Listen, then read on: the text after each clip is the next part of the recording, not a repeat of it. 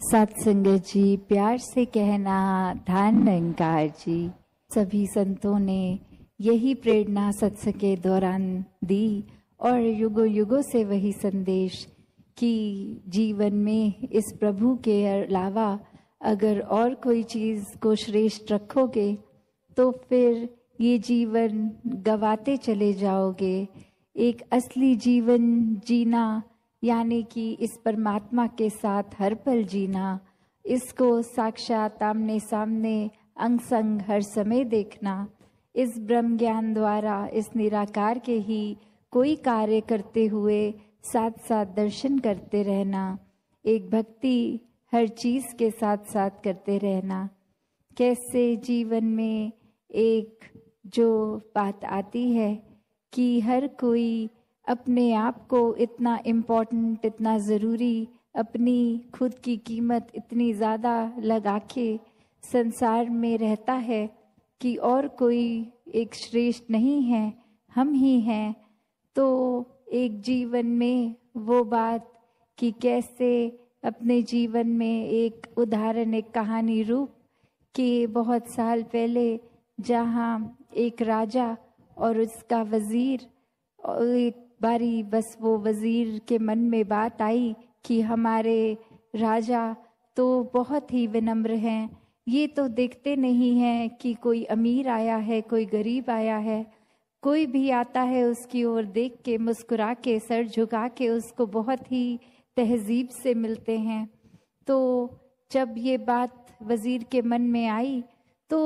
अपने आप को उसने सोचा कि इससे तो मेरी एक इम्पोर्टेंस ख़त्म हो रही है कि मैं ऐसे राजा का वज़ीर हूँ जो हर जगह अपना सर झुका देता है। तो ये कंसर्न, ये बात अपनी जब उस वज़ीर ने राजा के पास रखी कि आप हर एक को इस तरह मुस्कुरा के आदर सत्कार से सर झुका के ना मिलिया करे, ये एक प्रजा पे अच्छा रिफ्लेक्शन नहीं जाएगा। आप महाराज हैं, आप अपना रुतबा ऊंचा, गर्दन ऊंची करके हर एक से मिला किया करें। तो वही राजा फिर उसको कहता है कि आप एक काम कीजिए, अब कोई भी हमारी नगरी में किसी की भी मृत्यु होगी तो एक उसके सर को शरीर से अलग करके बाजार में लेके जाइए और क्या मोल डलता है उसका वो बताना। और ठीक उसी प्रकार वज़ीर फिर यही करता है, पर वापस आके वो बात यही कि इसके लिए तो किसी ने कोई दाम नहीं दिया, किसी ने खरीदने की इच्छा भी नहीं रखी। तो राजा वही बात समझाता है कि जिस सर को, गर्दन को अकड़ा के चलने की बात करते हो उसका मोल तो कुछ है ही नहीं। तो इसको एक हरेक के लिए, एक हरेक के प्रति आदर सत्कार में ही झुकाया जाए तो इसका सही मोल डलता है। एक दिल से एक विनम्रता, ये हम्बल होके जब एक हम किसी से भी मिलते हैं, बात करते हैं, तो वो एक बात ये नहीं कि हमने खुद अपनी इतनी इम्पोर्टेंस बना दी है कि अक्सर लगता है कि अगर हम किसी से बहुत विनम्रता से मिलेंगे तो उसकी नज़र में तो हम इम्पोर्टेंट ही नहीं बनेंगे। अपनी इम्पोर्टेंस बनानी है तो हर एक से अकड़ के मिलें। तो बात वही जो इस कहानी में सीखी कि कैसे एक सही मोल जीवन का, ये खुशी में हर समय रहना, मुस्कुराहटें, एक अपने मन से जब अहंकार को त्याग देना तो ही वो बात आती है कि सही मायने में वही इंसान जी रहा है जो अपने अहंकार को त्याग चुका है। एक विनम्र हो के अपना अस्तित्व, अपनी आइडेंटिटी खो के जब जीते हैं तो फिर इस परमात्मा की आइडेंटिटी ही हमारी बन जाती है। जिस तरह एक पानी की बूंद अगर चाहे वो नाले में से निकल के नदी में आए या कहीं और से, वो अपनी यात्रा एक पूरी करके बहती बहती इस सागर में आ जाती है तो वो अपने उस नाले वाली बूंद की अस्तित्व को खो के फिर उसको एक उससे भी ऊपर की उपाधि, एक उससे ज़्यादा कुछ मिल जाता है। उसको सिर्फ और सिर्फ अपनी आइडेंटिटी खो के इस सागर में एक में खोते ही वो इतना आदर सत्कार, इतना रुतबा खुद ब खुद ही मिल गया। वरना वो अगर जिद पे अड़ी रहती कि नहीं मैं तो इसी नाले में रहूंगी, मैं विशाल सागर में नहीं मिलूंगी, तो फिर वो वहीं की वहीं अपनी अकड़ में। तो कैसे अपने जीवन में भी अगर हम झांक के देखें कि किस प्रकार एक जीते जी मृत्यु हासिल करनी, कि अपने अहंकार को छोड़ के एक जीते जी जब हम इस विनम्रता पूर्वक जीवन को अपनाते हैं, और वो वही बात जो दासी हर सत्संग में रखती है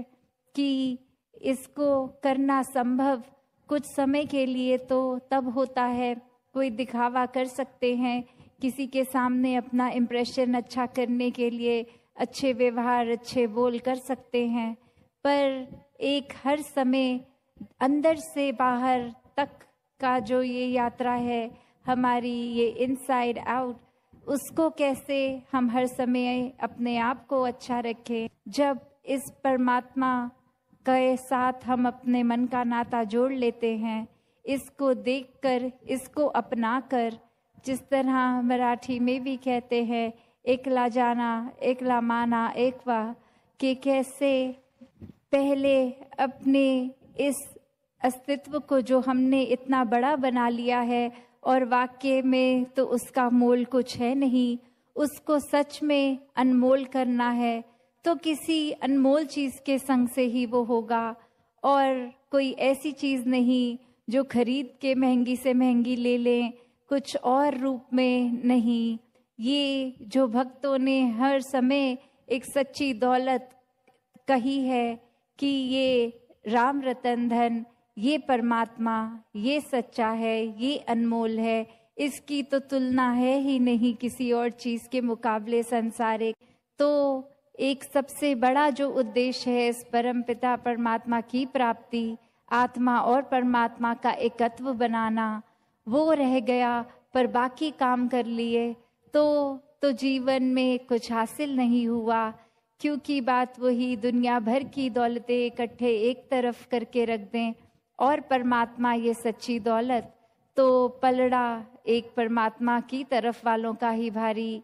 तो कैसे अपने जीवन में हर समय जहाँ हर एक के लिए ये संभव है कि इससे एक मिक होके रह सकें, इसी के रंग में घुल जाएं, ऐसा जीवन, चाहे फिर वो किसी तरह दिखने वाला शरीर हो, किसी भी बैकग्राउंड से आए, किसी तरह की भी प्रायोरिटीज़ अपनी बनाते हों, तो वो सिर्फ शरीर और शरीर से जुड़ी चीज़ों के लिए है। असल में ये आत्मा अब परमात्मा की हो गई, तो ये प्यार, भक्ति, आनंद, स्थिरता, सहजता, ये जीवन में जहाँ जितनी गहराई से ठहरेगी, उतने ही मानवीय हम बन जाते हैं, उतने ही इंसानिय हम हो जाते हैं। तो इस रूहान के संग से